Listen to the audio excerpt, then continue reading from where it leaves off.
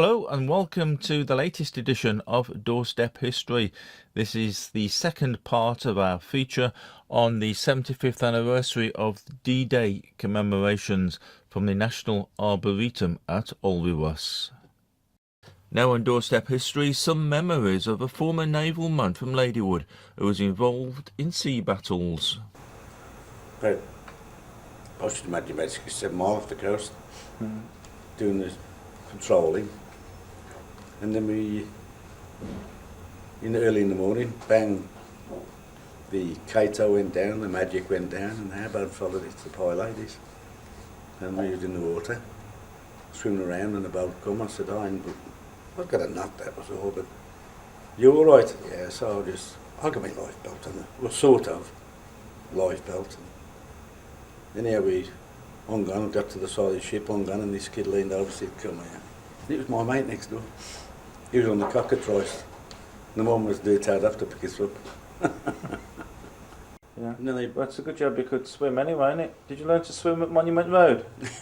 Did they teach you at school how to swim? Up here, our kid, the oldest brother, used to throw us in the canal actually.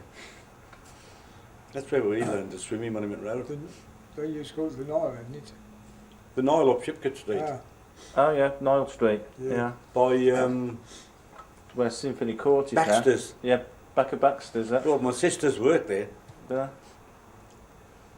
But what we used to do is go along the canal there at Monument Road and get up to what we call the feeder.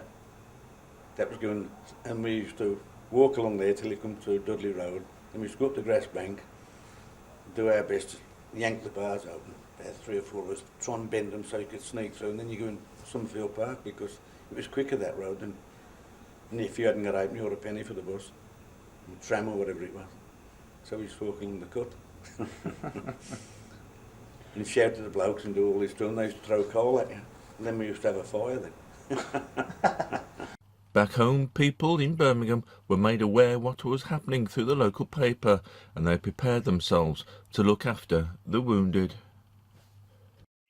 Great Western Railway canteen in Hockley, and I was there all through the rest of the war. I saw all of the trains just before D-Day. They were all going south, and they'd have all of the Red Cross on the top. And these would be going, the railway canteen never closed. It was open 24 hours a day because they were classed next to the forces. They had to get everything packed into the trucks. There was a lot of Italians worked there, prisoners of war, but they weren't allowed into the canteen at all. The people in the office used to have so much deducted from their paycheck, and they used to entertain different aspects of the forces. And we had entertained some of the first wounded from D-Day.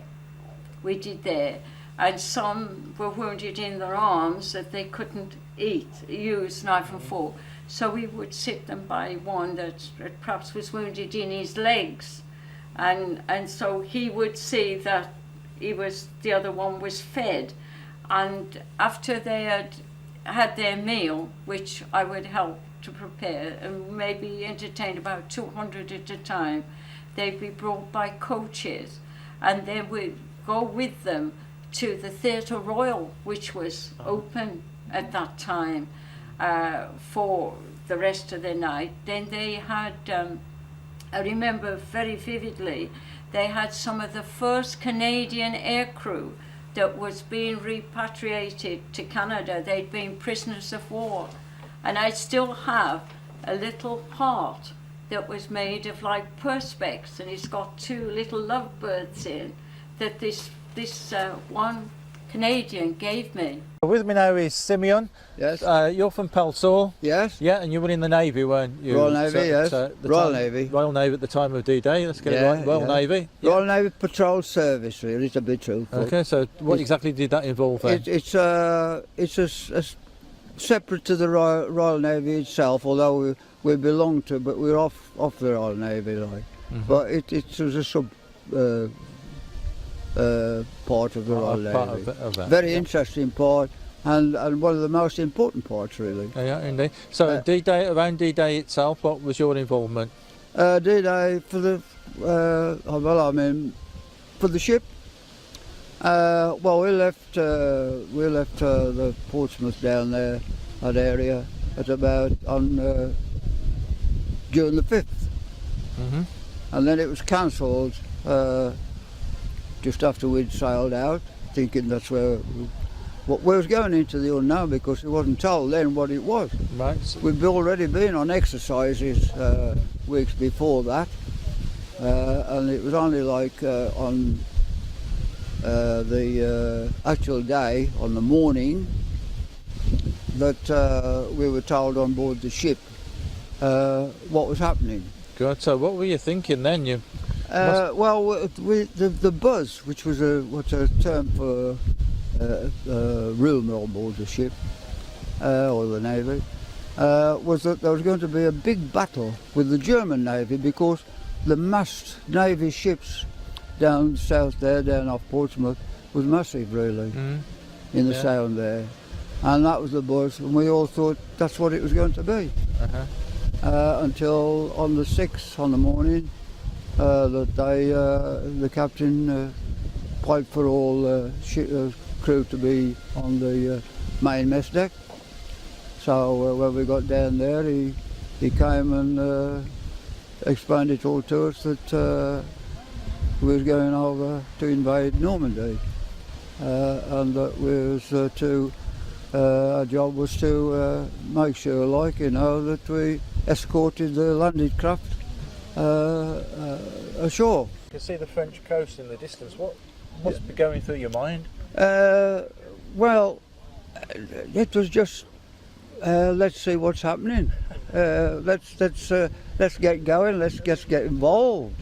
I mean, we're more sort of interested in getting the landing craft ashore there, because they were really suffering from the heavy seas.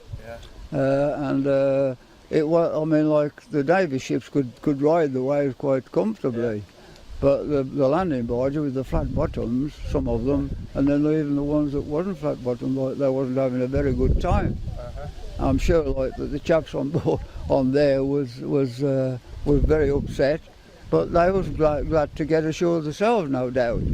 The ones that did make it ashore, they didn't all make it ashore, really. So just try and describe the scene. What did it look like as you were looking at these craft leaving?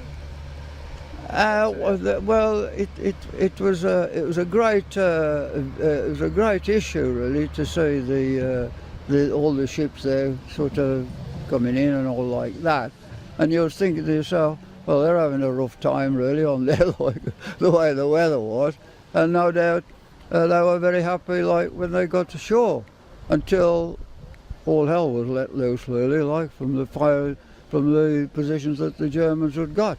Could you see much of what was happening on the beaches? Well, I didn't see much, because my job was radar, and I was enclosed in the radar cabin. So to me, like, I didn't see a great lot. It was only at times when you asked for relief for the toiletry, or the heads then, it wasn't toilet, it was heads, that you had a chance to sort of have a little peep round. When you saw that, like, you know, you just felt very proud. You just felt, yes, we can do it. We're going to do it. So you realised the significance of what you were doing? You realised this was the big push? Oh yeah, like, you know, yes, it gave you a sense of sort of achievements. It had got to be done, and you were supporting the people, the soldiers on the land there, like, from that point of view. It was us and them, and then of course the more we were there, all we had to be was on the alert, because the Germans suddenly started to realise that this was the real thing. You know, I don't think it was no exercise. It was a great job, and your ship that was there was just part of the issue. That the landing was going to be successful, and it was successful, of course, as we all know, right from now. Now on Doorstep History, I'm with Peter Lloyd, who's very much involved with the Veterans Associations in the Birmingham area in particular. So tell us a little bit about your group and what you do. Well, the Normandy Veterans Association and the Market Garden Veterans Associations disbanded nationally, but Birmingham stayed open as under a new name, and then eventually, because we done everything together, we amalgamated to form the 1944 Alliance, D-Day Normandy Veterans and Market Garden Veterans. We have a monthly meeting, so we produce minutes and Secretary's report, Chairman's report, and then we organise trips, outings and ceremonial parades. And any funerals, doesn't matter if they're a member of our association or not, if they're a veteran, they deserve to be saluted and we turn out to the funerals. And behind us, of course, we've got the Normandy Campaign Memorial. So what do you think of it? Well, it's a very impressive memorial. The shape of it represents the coastline of Normandy, where the 5 beaches are. But that part there, the square part there, is part of the original memorial. And then a few years ago, the Spirit of Normandy, who took over the affairs of the Normandy Veterans, which is disbanded, they designed and had this memorial built, and it is blessed and dedicated. And this is now, the memorial belongs to the Spirit of Normandy Trust, and this is our memorial now. Brilliant. So overall then, it's been quite an impressive day today, hasn't it? Oh yes, yes, very impressive. And with that note, that's it from this edition of Doorstep History. Very much hope you've enjoyed watching the programme. So from Peter and myself, goodbye and thanks for watching. Bye-bye. Bye.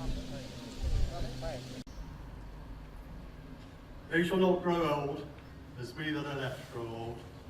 Age shall not weary them, nor the years condemn. At the going down of the sun and in the morning, we will remember them